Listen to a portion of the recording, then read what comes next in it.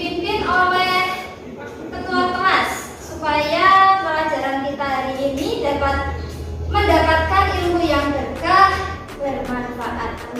Silakan ketua kelas Mbak Aya dipimpin berdoa teman-temannya. Tempat duduk siap gerak, doa mulai.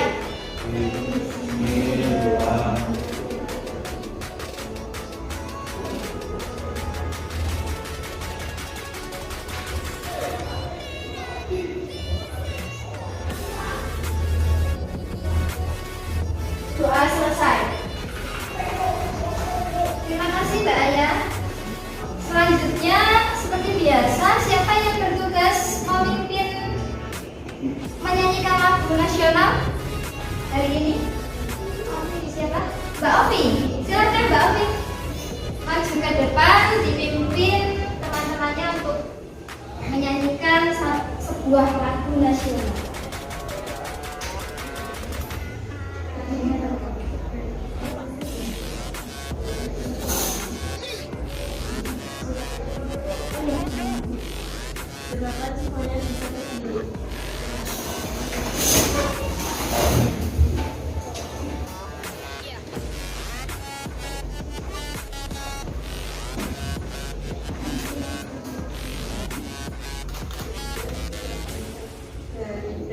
Pancasila, akulah pendukungmu, patriot proklamasi, setia berkorban untukmu. Pancasila dasar negara, rakyat adil makmur sentosa, pribadi bangsaku. Ayo maju, maju, ayo maju, maju, ayo maju, maju. Silakan duduk. Jadi sangat perlu bagi kita generasi muda untuk membangun rasa nasionalisme di dalam hati kita agar semakin cinta terhadap negara kita Indonesia. Salah satunya dengan cara seperti tadi, menyanyikan lagu-lagu nasional. Karena lagu-lagu nasional itu liriknya syarat akan makna. Selanjutnya, Belanda akan melakukan presensi kehadiran.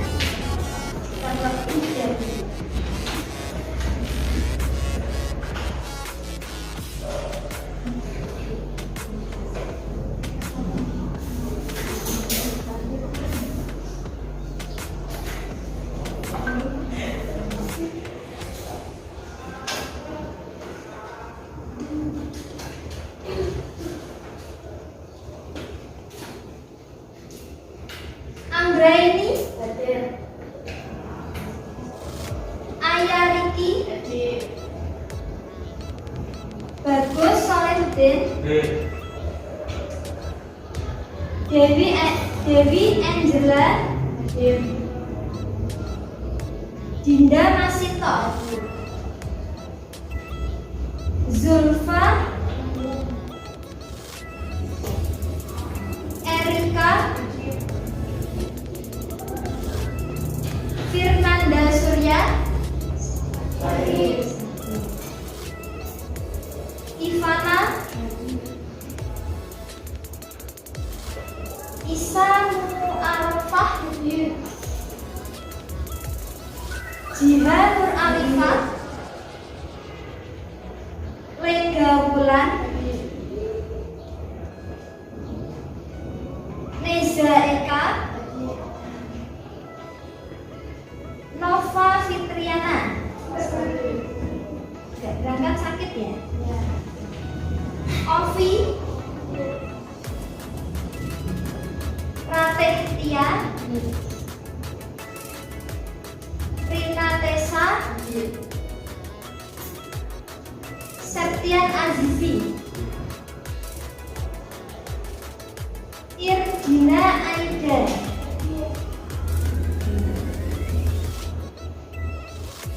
Nurna Ningsih,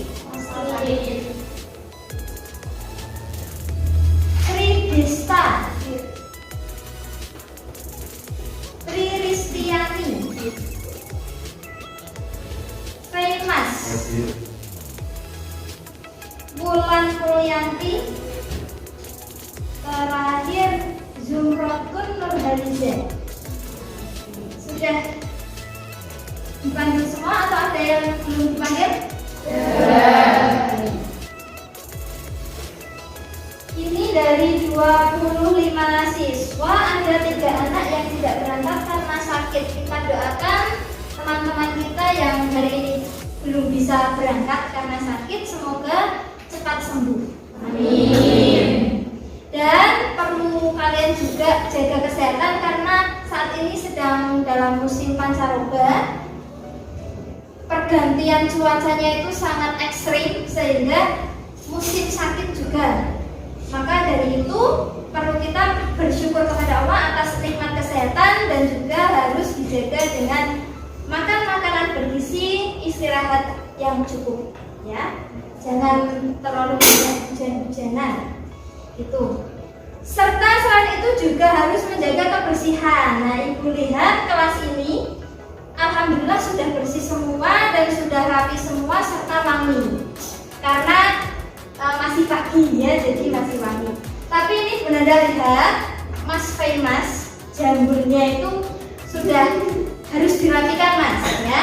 Pertemuan minggu depan, pertemuan besok benar-benar masuk, jamburnya harus sudah rapi, itu sudah terlalu panjang.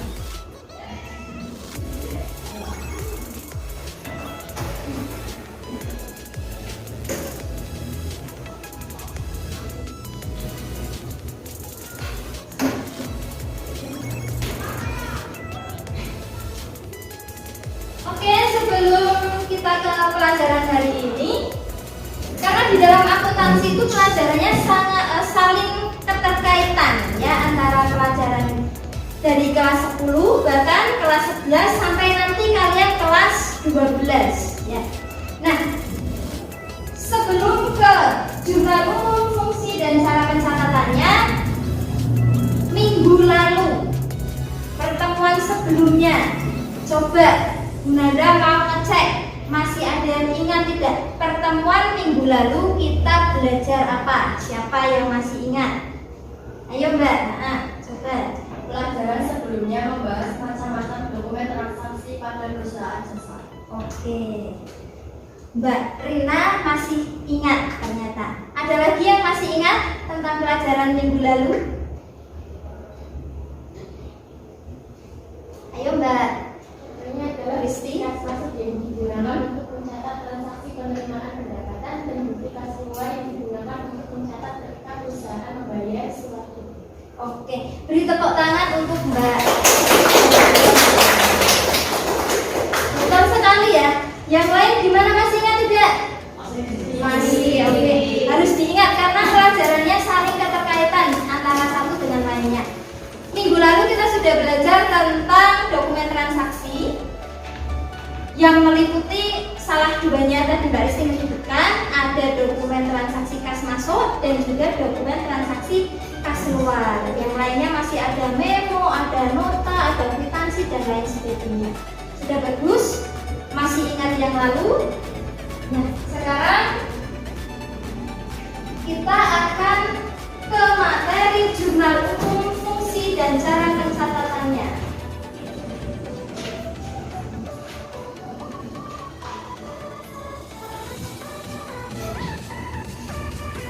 Adapun kompetensi dasar yang akan kita pelajari pada pertemuan kali ini adalah menerapkan proses pencatatan transaksi ke dalam jurnal umum untuk perusahaan jasa. Yang kedua, melakukan pencatatan transaksi ke dalam jurnal umum untuk perusahaan jasa. Kemudian untuk tujuan pembelajarannya sendiri ada 4 ya. Yang ini Bunda harapkan nanti dapat kalian capai semua setelah kita belajar hari ini.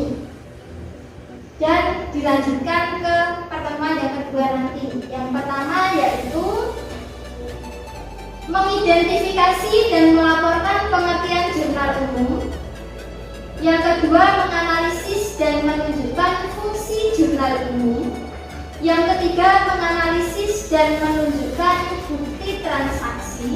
Dan yang keempat, menerapkan dan mengerjakan pencatatan transaksi ke jurnal umum. Harapannya keempat tujuan ini dapat kalian capai setelah kita belajar pengertian jurnal, fungsi jurnal, dan juga cara pencatatannya. Sebelum ke materinya, supaya fokus semua dan juga mengecek kefokusan kalian, Bunda ada tepuk. Nanti kalau Bunda bilang selamat pagi, kalian tepuk 1 kali. Selamat siang, tepuk 2 kali, dan seterusnya. Oke? Coba yang fokus dan yang tidak nanti akan kelihatan. Selamat pagi, selamat siang, selamat sore, selamat pagi, selamat sore, selamat malam, selamat malam. Ya mengganggu tandanya nanti kalau kalian tepuk. Jadi kalau selamat malam tidak tepuk ya, tepuknya tidak sampai ini. Ulangi lagi. Selamat pagi, selamat malam. Belum fokus. Kalau belum fokus, belum Bunda mulai. Ya, fokus lagi. Siap. Selamat siang, selamat malam. Masih ada. Siapa itu? Iya. Bajia yang fokus. Lagi, sekali lagi. Selamat sore, selamat pagi, selamat malam. Oke, sudah fokus semua. Tepuk tangan.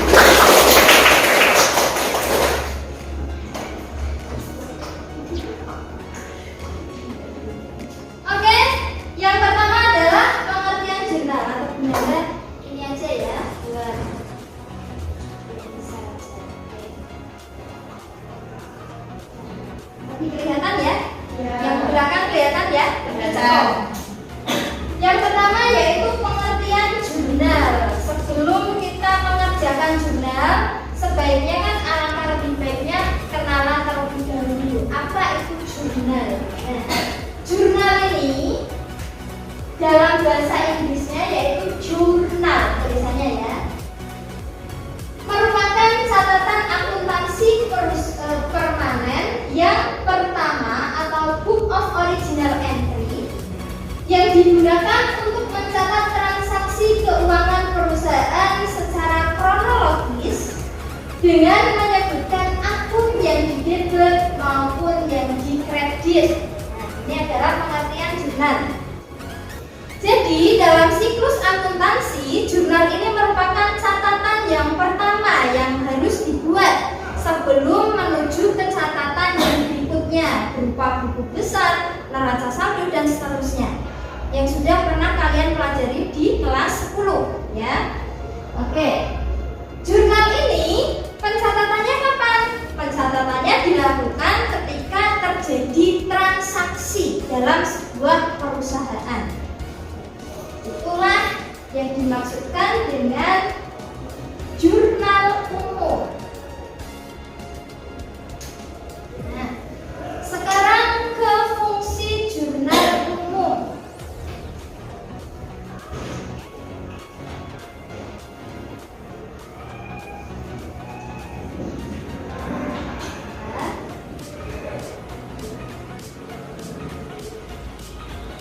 Jadi fungsi jurnal umum itu ada banyak. Maaf. Maaf, sebentar. Fungsi jurnal umum ini ada banyak. Yang pertama adalah fungsi historis, yaitu jurnal merupakan kegiatan pencatatan semua transaksi keuangan secara kronologis atau berurutan sesuai dengan tanggal terjadinya. Itu adalah fungsi historis. Kemudian untuk fungsi pencatatan, yaitu jurnal merupakan pencatatan yang lengkap terperinci. Artinya semua transaksi dengan sumber harus dicatat Jadi nanti saat membuat jurnal, tanggalnya, kapan terjadi transaksi yuk dicatat, nomor bukti transaksinya juga dicatat, nama akunnya juga dicatat, jumlah nominal uangnya juga dicatat.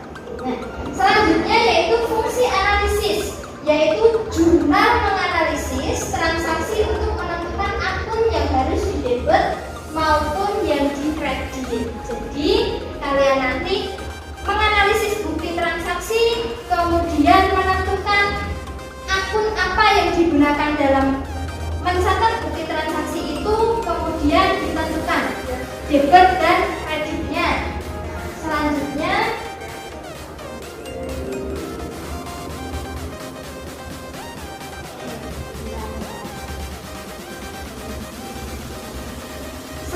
yaitu fungsi instruktif, yaitu jurnal merupakan perintah memposting dalam buku besar baik yang didebet maupun yang dikredit sesuai hasil analisis dalam jurnal.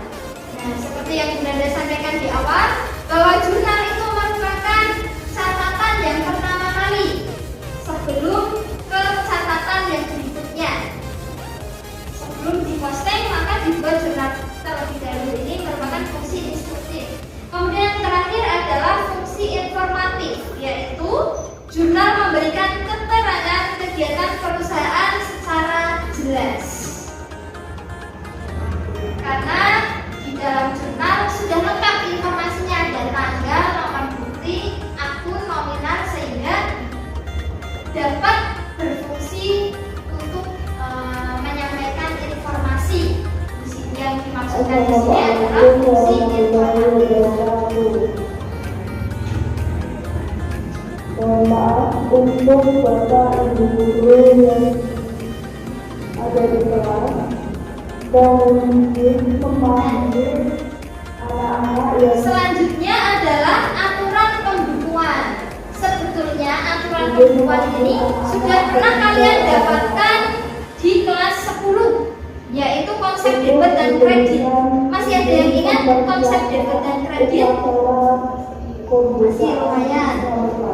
Nah, karena di sini juga sudah ditampilkan oleh Bunda.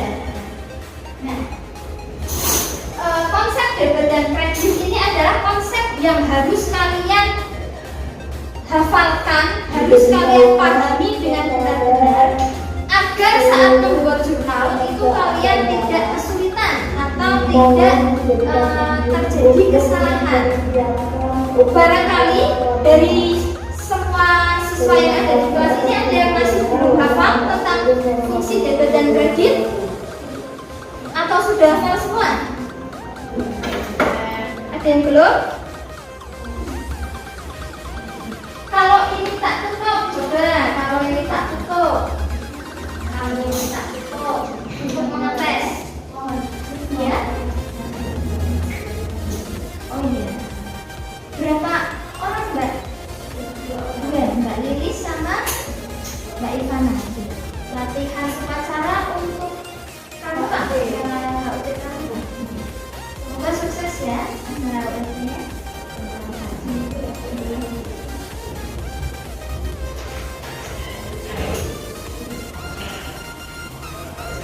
Oke, baik, kita lanjutkan. Coba Bunda mau ngetes. Katanya tadi kan sudah ada yang ingat tentang konsep debit dan kredit. Coba Bunda mau ngetes kalian ingat temenan apa ngapusi. Kalau pendapatan berkurang, nyatetnya di mana? Debit atau kredit? Kredit. Kalau beban bertambah, nyatetnya di mana?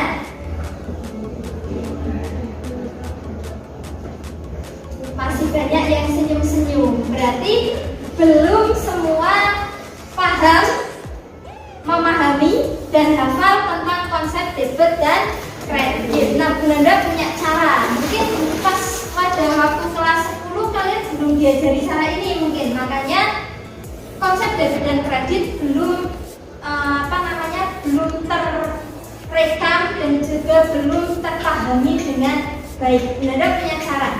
Jadi akun pokok itu ada 5. Yang pertama harta, utang, modal, pendapatan, beban. Ada 5 yang harus kalian hafalkan. Mengenai dalamnya harta itu apa saja, utang itu dalamnya terdiri dari utang langsar, utang jangka panjang dan lain sebagainya. Terus modal, beban itu beban apa saja, banyak macamnya, beban iklan, beban sewa dan lain sebagainya. Pendapatan juga ada banyak macamnya. Yang penting kalian pahami dulu dan hafalkan dulu 5 dasar atau 5 nama akun utama: harta, utang, modal, pendapatan, beban.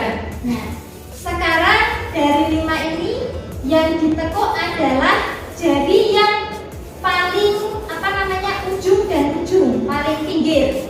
Ditekuk dan ditekuk.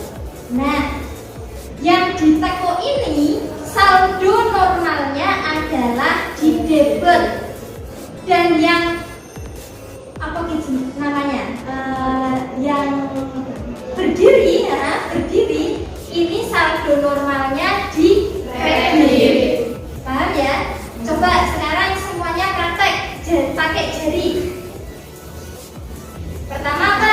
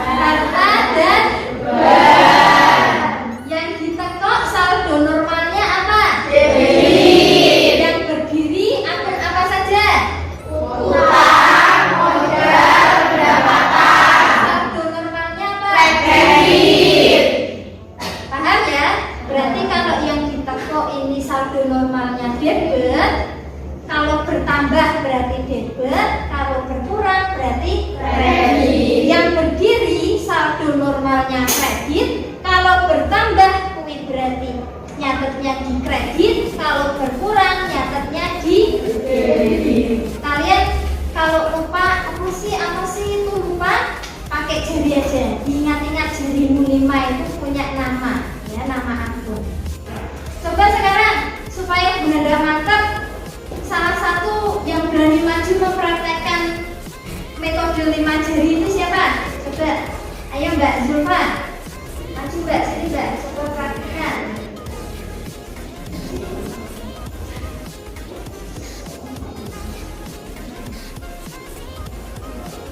Langsung aja dimulai.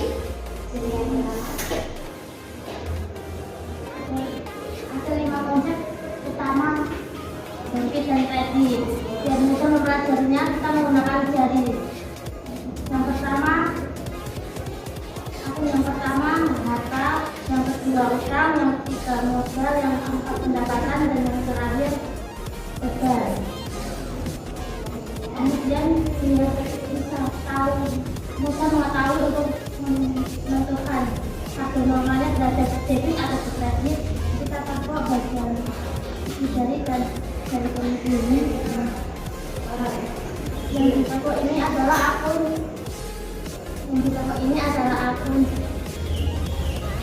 harta dan beban. Saldo normalnya adalah debit. Yang berdiri ini adalah akun utang, modal, dan pendapatan. Saldo normalnya adalah kredit. Jadi begitu cara menentukan konsep debit dan kredit menggunakan metode jari. Oke, betul ya? Ya.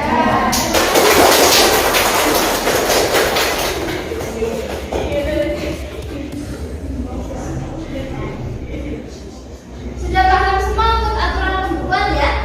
Itu. Nah, selanjutnya yaitu cara pembuatan jurnal.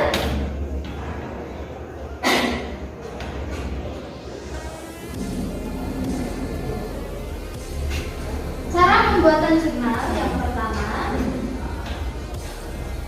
adalah tuliskan top jurnal, dimulai nama perusahaan, jurnal umum, dan bulan pembuatan. Nah ini biasanya top jurnal ini yang paling kalian lupa. Biasanya saking senangnya, saking semangatnya ya kakak kelasku yang dulu-dulu, kalian kan belum pernah ini. Kakak kelasku yang dulu-dulu itu untuk membuat top jurnalnya itu sering sekali lupa. Jadi jurnalnya itu sajane benar, harusnya itu benar. Tapi gara-gara topnya lupa tidak dicatat, maka nilainya tidak jadi sempurna. Jadi untuk topnya sendiri itu ada nilainya tersendiri ya. Kemudian yang kedua, memberi nomor halaman jurnal di sebelah kanan atas jurnal umum. Kalau jurnalnya berlembar-lembar maka harus diberi nomor. Yang ketiga yaitu lajur tanggal, ditulis tanggal, bulan secara tertib atau waktunya harus sesuai dengan waktu kronologisnya. Dan jangan lupa ini benar-benar menambahkan tahunnya ya. Tahunnya juga ditulis. Selanjutnya yaitu lajur nomor bukti, ditulis nomor urut bukti transaksi. Lajur uraian atau keterangan atau nama akun, ditulis akun yang berubah dengan cara tulis akun yang didebet pada baris pertama, baris kedua akun yang dikredit tulis agak bergeser ke dalam, baris ketiga keterangan singkat diberi tanda kurung. Nah, lajur referensi ini apabila jurnal sudah diposting ke buku besar, maka kolom ref jurnal diisi nomor kode akun sesuai dengan akun yang bersangkutan.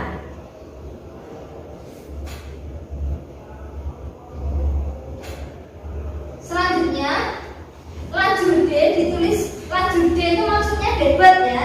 Ditulis nilai rupiah pada baris 1. Lajur K yang dimaksudnya adalah kredit, ditulis nilai rupiah pada baris kedua dengan nilai yang sama. Nah, bila halaman jurnal habis atau sudah habis, jurnal dijumlahkan dan diberi keterangan dipindahkan. Selanjutnya halaman berikutnya ditulis pindahan dengan jumlah yang sama. Kalian pasti masih kurang ya. Sudah dijelaskan cara membuat jurnalnya, tapi belum tahu seperti apa wujud jurnal umum itu. Nah, nanti Bunda akan membagikan LKPD. Di sini sudah ada wujud atau bentuk laporan jurnal umum. Nanti kalian bisa lihat di sini. Nah, ini ada contoh transaksi. Ibu Sepria mendirikan usaha laundry dengan nama Kinclong Laundry.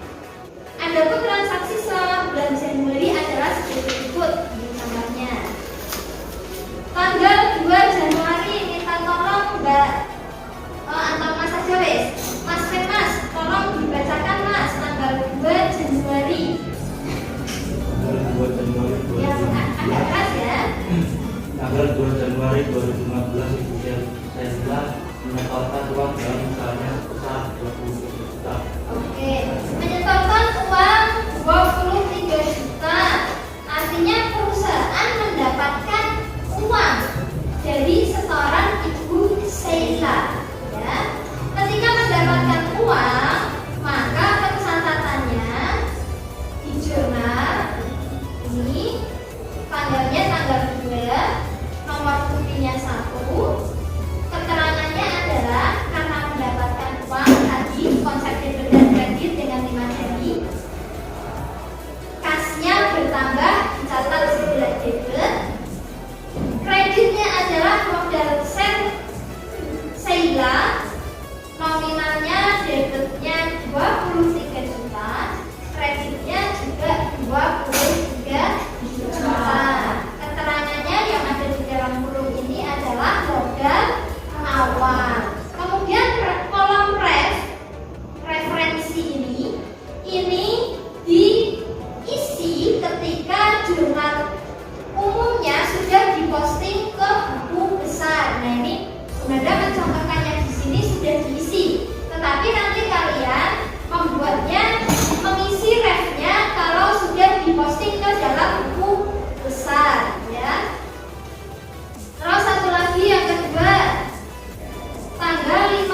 Januari minta tolong Mbak Isa, dibacakan Mbak Isa. 5 Januari 2015, Ibu Sheila menyewa gedung untuk tempat beras selama 1 tahun sebesar Rp 12 juta. Oke.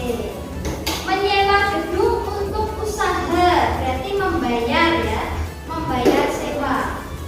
Nah, tanggalnya tanggal 5 Januari, Januari 5 ya di sini. Nomor buktinya 2. Uraian keterangannya adalah debitnya sewa dibayar di muka, kemudian kreditnya kas, nominalnya 12 juta, sama antara debit dan kredit. Nah, keterangannya adalah sewa untuk 1 tahun dan seterusnya. Nah, untuk mengefektifkan waktu, Belanda akan membentuk kalian menjadi 4 kelompok. Jadi 4 kelompok. Tadi itu adalah materi yang dapat Bunda sampaikan. Cukup itu saja. Nanti kalian akan mempelajarinya secara mandiri dan juga berdiskusi. Nanti Bunda juga akan sebagai fasilitator ya, membimbing kalian dalam berdiskusi. Nanti kalian bisa melihat atau mempelajari melalui video ataupun melalui materi dari internet, dari link yang sudah Bunda bagikan melalui grup WA tadi pagi. Sudah masuk belum linknya? Sudah ya? Sudah ada ya? Oke. Bunda akan membentuk kelas ini menjadi 4 kelompok. 4 kelompok. Berhitung aja ya. Berhitung aja nanti yang dapat nomor 1 berarti kelompok 1, dapat nomor 2 berarti kelompok 2. Mulai dari pojok sini. Nah, ya Mbak Opi. 2. Oke. 1, 2,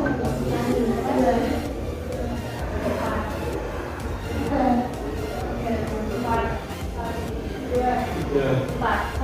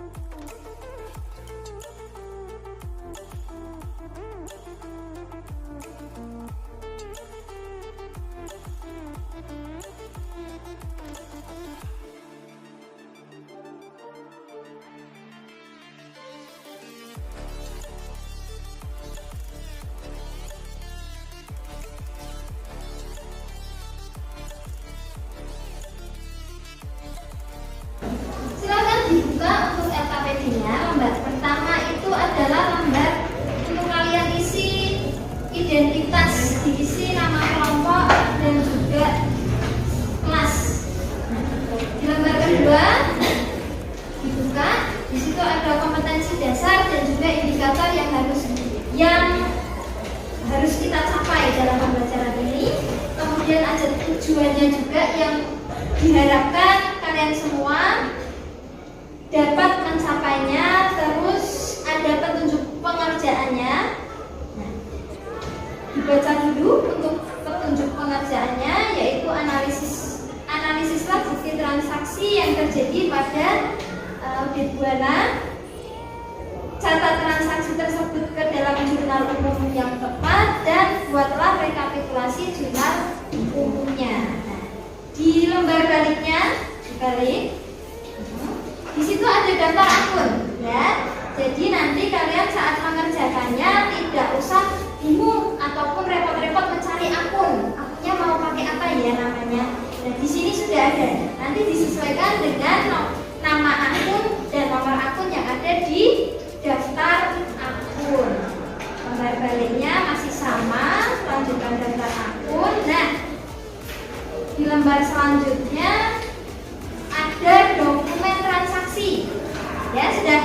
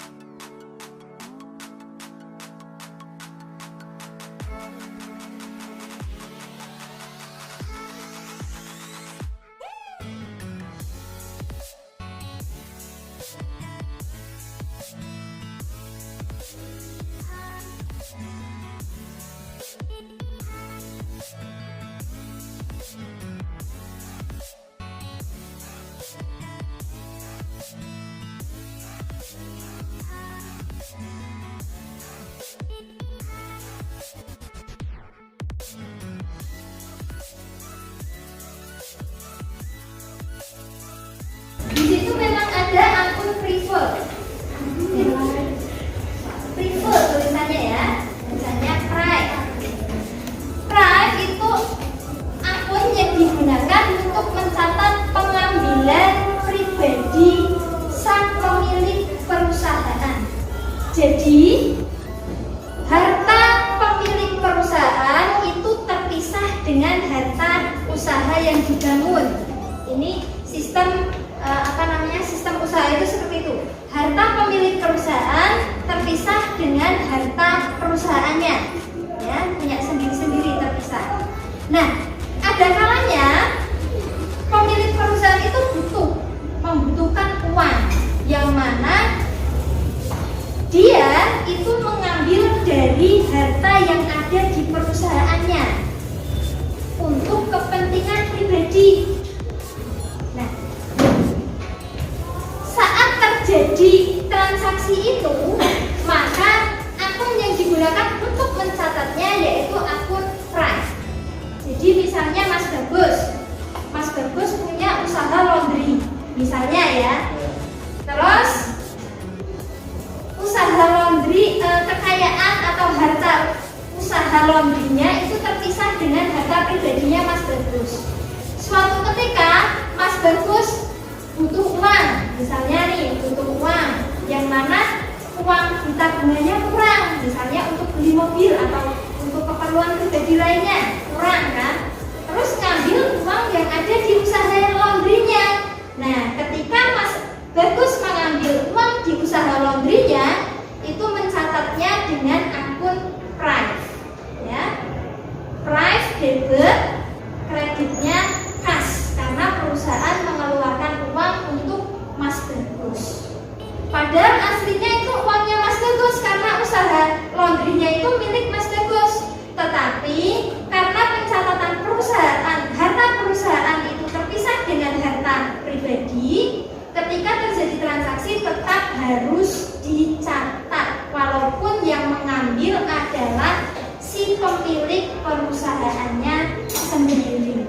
Nah, private itu kalian ingat-ingatnya dengan kata privacy, gitu loh. Privacy pribadi. Nah, mengingatnya begitu supaya lebih mudah. Jadi private itu adalah pribadi, mengambil dari untuk kepentingan pribadi. Paham? Oke. Selanjutnya ada lagi yang ingin bertanya? Nah, silakan. Dan pendapatan itu ada bedanya ya, Bu.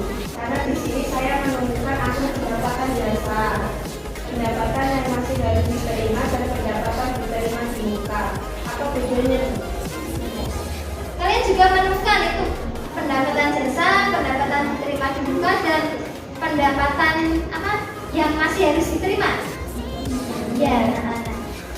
Jadi dalam perusahaan jasa itu sebetulnya pendapatannya yang satu, pendapatan dari usaha jasanya itu sendiri. Tetapi pada kenyataannya kadangkala ada orang yang misalnya jasa laundry tadi, melanjutkan dari Mas Bagus tadi aja deh. Nah, kadangkala ada orang atau pelanggan yang membayar terlebih dahulu. Mas Bagus ini tak bayar dulu uangnya, nanti biar kalau laundryannya udah selesai saya tinggal ngambil. Padahal Mas Bagus belum kerja, belum mencucikan pakaian, belum menyetrikakan, belum bekerja, tapi sudah dibayar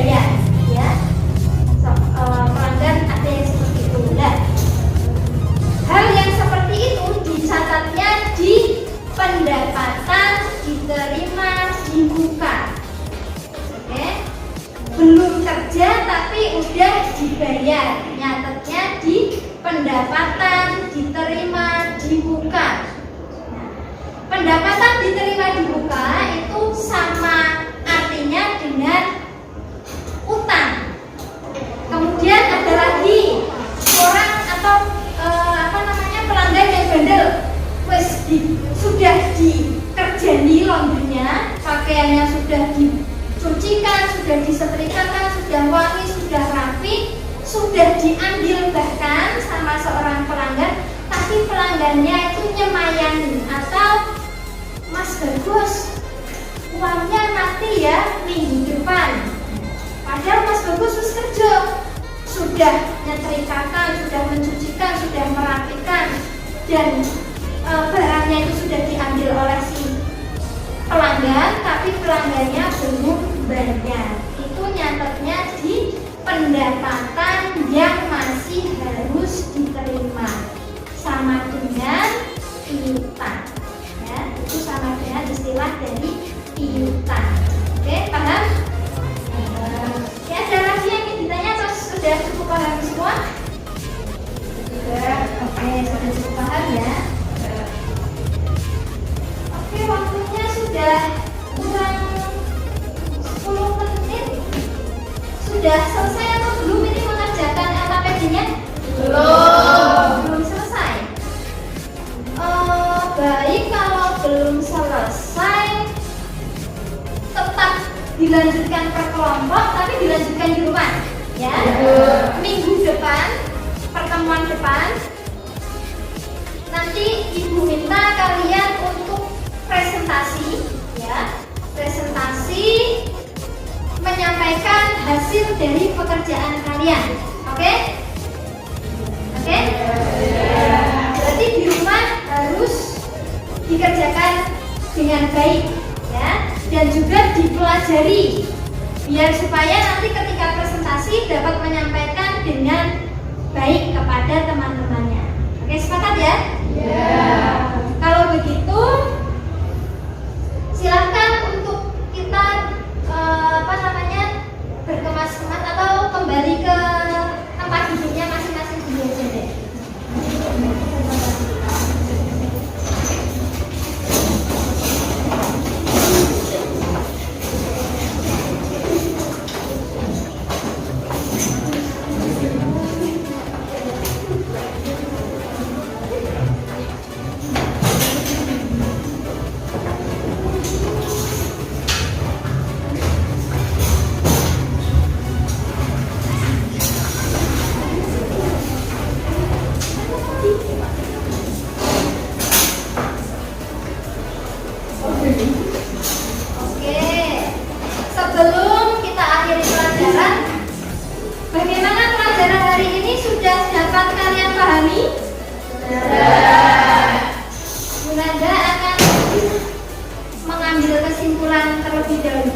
Dan mengukur seberapa paham sih kalian terhadap pelajaran hari ini. Coba siapa yang ingin menyimpulkan kita hari ini belajar apa? Iya Mbak Koli, jurnal umum, fungsi dan cara membuat ya. Betul. Lagi ada lagi? Selain Mbak Arif, mempelajari apa saja tadi?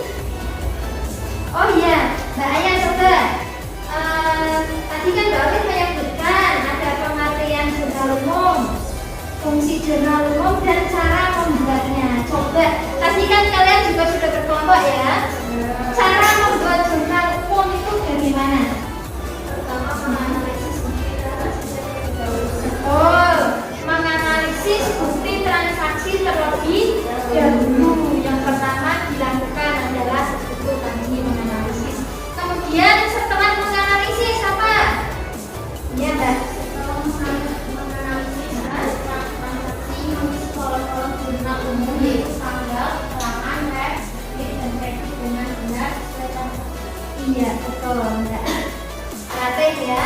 Setelah tadi menganalisis menganalisis bukti transaksi, selanjutnya mengisi mengisi kolom-kolom yang ada di jurnal umum. Tadi kolomnya ada kolom yang pertama tanggal, terus keterangan, ref, kredit. Oke, betul.